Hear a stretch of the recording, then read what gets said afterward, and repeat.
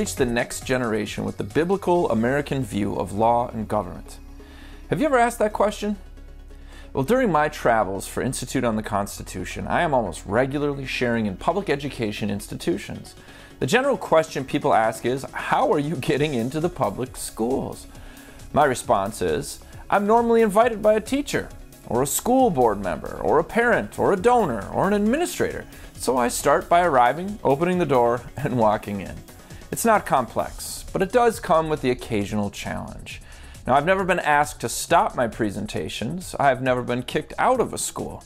The response has always been exceptionally positive from both teachers and students. The challenge is when people are afraid they may get in trouble for referencing the Christian foundations in America. The tragedy, of course, is there should be no challenge at all to teach the original intent of our founders, which happens to include the biblical underpinnings of American law and constitutional government. Noah Webster, named the Schoolmaster of America, who authored scores of school textbooks, including the famous dictionary that bears his name, asserted, "The Christian religion is the most important and one of the first things that children under a free government ought to be instructed." Webster again declared, "The moral principles and precepts contained in the scriptures ought to form the basis of all our civil constitutions and laws. All of the miseries and evils which men suffer from, vice, crime, ambition, injustice, oppression, slavery, and war proceed from the despising or neglecting the precepts contained in the Bible." Signer of the Declaration and president of Princeton University, John Witherspoon, declared, "Whosoever is an avowed enemy of God, I hesitate not to call him an enemy to his country." Now, the father of America, George Washington, concluded his first presidential inauguration with the following exhortation. "It would be peculiarly improper to omit in this first official act my fervent supplications to that Almighty Being who rules over the universe.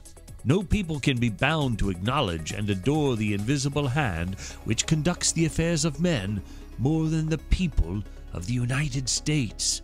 Every step by which they have advanced to the character of an independent nation seems to have been distinguished by some token of providential agency." In fact, it was Delaware, the first state in our union, that mandated every person appointed to any office shall subscribe, "I profess faith in God the Father and Jesus Christ, his only Son, and in the Holy Ghost, one God, blessed forevermore, and I do acknowledge the Holy Scriptures of the Old and New Testament to be given by divine inspiration."